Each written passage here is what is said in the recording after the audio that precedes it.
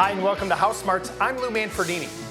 Now, you know, we hear more and more about how the changes to our environment and the climate are impacting our local wildlife and altering the health of our planet. Well, today, we're going to meet a group of very industrious critters and the people who advocate working with them to keep nature in balance and make life a little sweeter for all of us. We can thank bees for much of the food we eat. After all, they're super pollinators, reaching plants far and wide. And now backyard beekeeping is taking on a new buzz. Local bee communities like this are great for novice beekeepers. Hudson Valley Bee Supply offers classes, workshops, and all the gear to get started.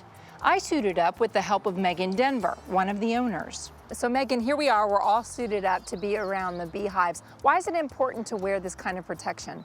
Well, we don't want to get stung, and we want to work quietly, calmly, and feel like we're protected, so we're working confidently. I understand that there have been a lot of people coming to you, a lot of new interest in beekeeping. Why?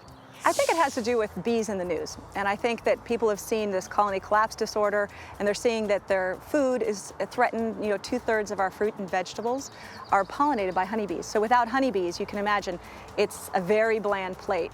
Give me a sense of the different roles that the bees take on within the hive. So there's the queen, and she's really the mom of the hive, and all she does is lay eggs. And then all of her daughters are workers. And then there's one other kind of bee, which is a drone bee. His only job is to mate with the virgin queen. Every colony of bees wants to swarm, and as beekeepers, we keep them from swarming by adding room. So the old queen leaves with half the bees, and that's how they reproduce their colonies. I'm really eager to see inside the hive, so let's finish suiting up now. Okay. The hive is completely related to smells. That's how they transmit emergencies. So when we open the hive, a pheromone will be released, and by smoking it, it's masked.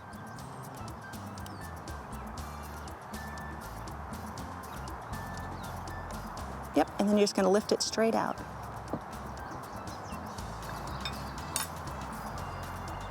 Isn't that cool? Megan, how often do you have to work the hive? In the beginning, when you're first a beekeeper, I would say every week to 10 days, because you want to make sure that you have a good queen, that she's laying, and that they're drawing the comb out right, and that they have enough resources. When you thunked that down just a little bit, that started a little bit of worry, so we're going to give them a little bit more smoke. So that's that idea of real gentle. Is that one heavier? Yes, it is. So that one has more honey in it. One of the highlights of beekeeping is the harvest. Yorick Phillips works alongside Megan to keep operations here running smoothly. So when I'm looking at it here now, it looks like all of these individual cells have a little roof or a cap of wax on it. They do, yeah. The bees sense, they taste when it's about 18.5% moisture, and at that point, they cap it. So the first thing we need to do is get the caps off our honey, right? So this is an uncapping fork, and basically, you just plow through the cappings, like so. It smells delicious. Yeah, right? Every couple of weeks, the flavor of the honey is changing. It'll start out in the season really light like this honey, and the further we get through the season, the darker the honey gets. Right in the extractor, heavier than you think, right? Yeah, it is. There's a lot of honey in there. All right, Contessa, you start spinning, and centrifugal force is gonna pull that honey right out of the cell. And it happens pretty quick.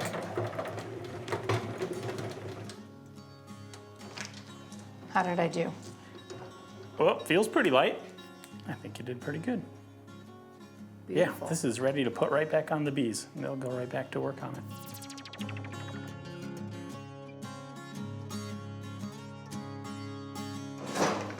There's a filter in here. I can see that this has caught some odd bits of wax. Bits of pollen and little extra wax cappings, but all of the goodness has remained in the honey. And look at that. It's golden and beautiful. Besides honey, there are many other byproducts from bees. Soaps, like you see here, candles and cosmetics made from the wax or propolis. If you're not ready to take on a backyard hive, there are other things you could do to be a friend to the bees. No pesticide, grow some flowers, and perhaps think about allowing the clover and the dandelions in your yard to grow. After all, you have a great excuse then not to mow the lawn.